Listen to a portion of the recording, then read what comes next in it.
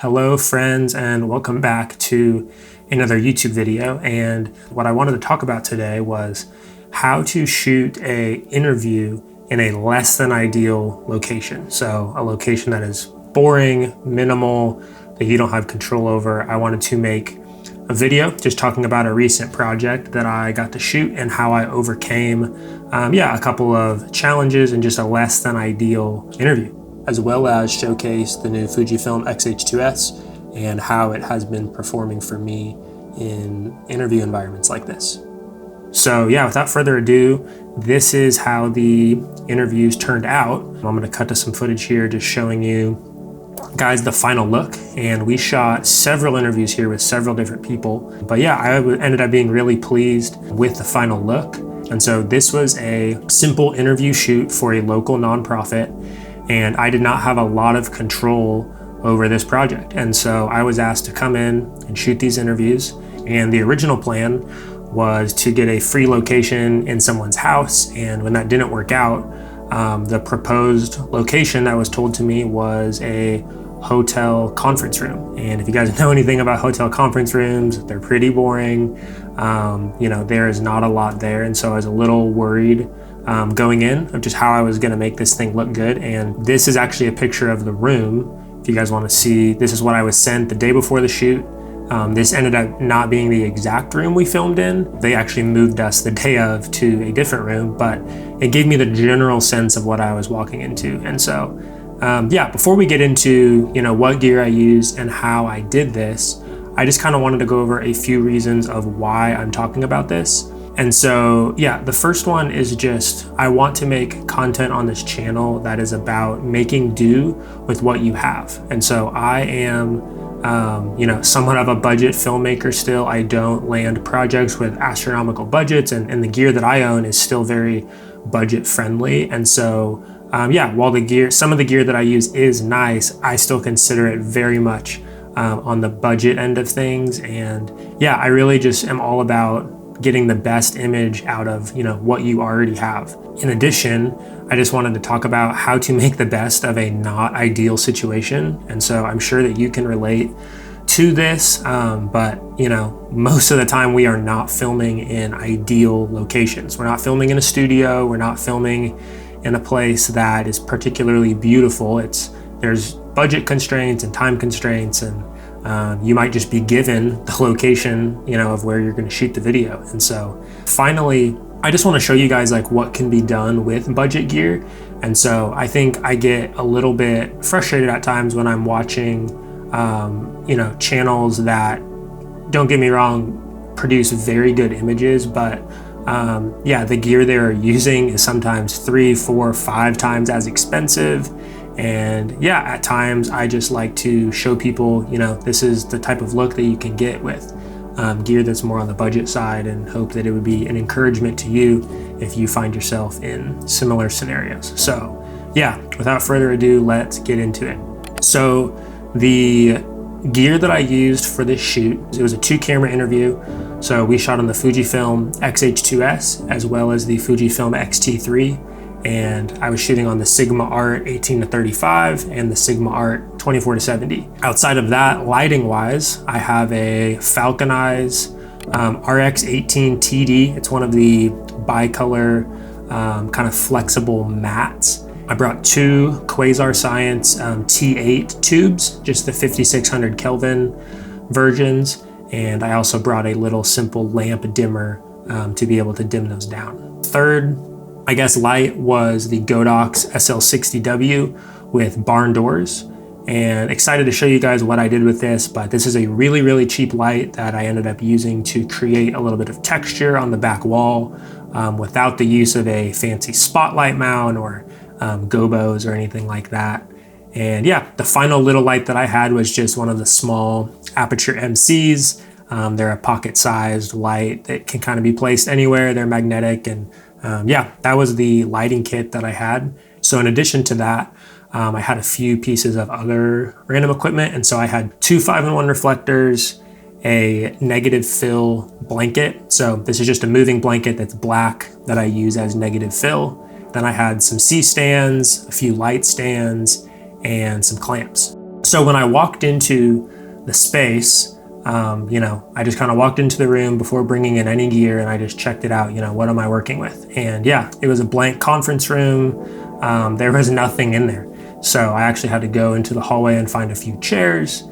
So I started first by just bringing in a few chairs, and I kind of placed those where I thought they might go, and then started kind of bringing in my gear. And yeah, so the first thing that I did was got my cameras set up, and I set up when you first walk in the door, in the left corner, the back left corner. And so typically when filming interviews like this, it's best to get as much depth as possible. So I went ahead and tucked the cameras in the corner and set the chairs for the interviewer as well as the interviewee. And yeah, just started kind of framing these up. I know that I wanted to do one shot that was center framed, a little bit wider, and then I wanted a second angle a little bit tighter on the 24-70. And then one thing I noticed once I got the camera set up was just how bare the room was. And so there actually was a few plants in the hallway, and I went and just grabbed one of them because we didn't have a ton of time to set up, but I went ahead and went into the hallway and grabbed a plant to put in the background of the side angle. And so yeah, once I got this general setup in place, I wanted to start bringing in lighting. And so the first thing I did was I grabbed the Falcon Eyes and I set that up as my key light. And so this was placed about 45 degrees to the right of the main wide camera angle.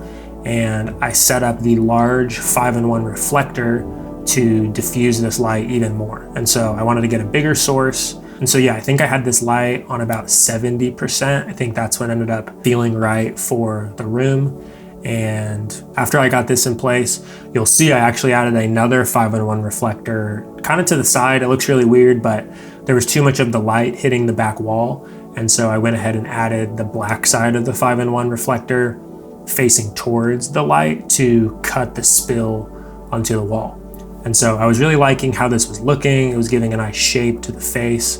But the look, already is pretty dramatic. And I knew for this particular project that I needed to brighten it up a little bit. And so I grabbed one of the Quasar tube lights, and I put this out on a C-stand arm, and yeah, raised it up well above the Talon's head.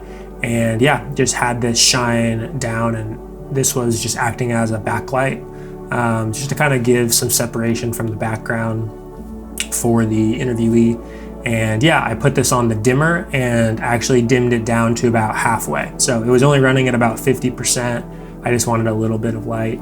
Yeah, and so after this, I moved in the negative fill that you see on the left. And so yeah, this is just a black moving blanket. I moved this in so it was just outside of the wide angle. And this just helped create a little more shadow because the walls in this conference room were all kind of this light gray and white color. And so there was actually too much light being reflected back into the face. So I brought in this blanket just to kind of cut off some of that light, and I thought it looked really good. After that, I moved on to the streak. And so yeah, this is one of the fun things that I ended up adding because we had a little bit of extra time. The frame was already looking pretty good, but I wanted to add a slash of light because there are no windows in this room. There is no other light source. And so I added this streak of light, and I did this with the Godox SL60W and the barn doors. I just closed them pretty tight, just had the light kind of balanced out with the key light, what felt good. And this just took a lot of trial and error. I think I spent 5 or 10 minutes angling the barn doors and raising the light up and tilting it down, closing the barn doors more. I just was trying to get a final look that I really liked. And I think I ended up adding a little clamp with one of the 5-in-1 reflector bags as well, just to cut down a little bit of the light that was hitting the close side of the wall. And so last two things that I did was just put a Quasar tube in the background, also attached to the dimmer. And this was just to liven up the background a little bit. I knew for this particular piece that it was not a dramatic interview. This was for a nonprofit kind of telling their history. And so I maybe would have gone without this light if the subject matter was a little bit more somber or serious. But yeah, I wanted to add this light to just brighten up the whole space a little bit more. And the final light was just a little aperture MC that I used to light up the plant. And so yeah, the plant was kind of, I didn't want it to be super bright, but it was falling off into black quite a bit. And so I added actually the plant light just on my cart. My cart is metal, and I just attached it and plugged it into the wall. And this gave a little bit of light to the plant. And I think I had it on about 75%.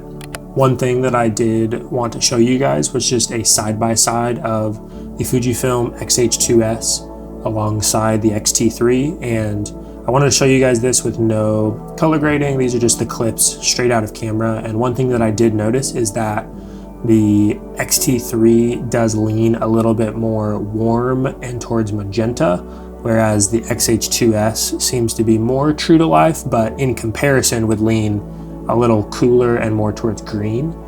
And yeah, I just wanted to share that if that's helpful to anyone. I had no problem matching these clips. Here's a quick look at just a quick white balance adjustment and then the final color grade. And yeah, I really had no issues matching these cameras, but I did find that they weren't a perfect match just straight away. And so yeah, I want to kind of show you guys the final look now. So I had Dwayne, he was helping me on this shoot, just sit in, and yeah, I'm gonna slowly turn the lights on. And so here is just the key light, and then here is adding the backlight, and then here is adding the streak across the back wall, and then can't forget about the little plant light. And now the general room fill, that last quasar tube. Yeah, and so to kind of recap, I think the things that I just wanted to talk about was just staying positive in a situation like this where you can't control you know, the room that you're going to be shooting in. I think I could have pretty easily gotten frustrated and said, you know, this interview is not going to look very good. I'm just going to do the bare minimum. I'm just going to set up one light. And I think that that kind of approach does not always yield the best final product. And I think that's what I'm always trying to do is, you know, given the budget constraints, the time constraints, you know, physical location restraints, I want to get the best image that I can with the gear that I brought. And so I don't have, you know, I didn't have a ton more options besides this, besides the key light and a backlight and the streak.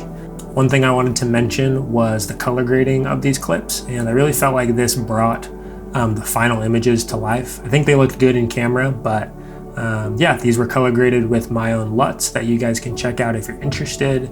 I have ones for standard picture profiles as well as F-Log.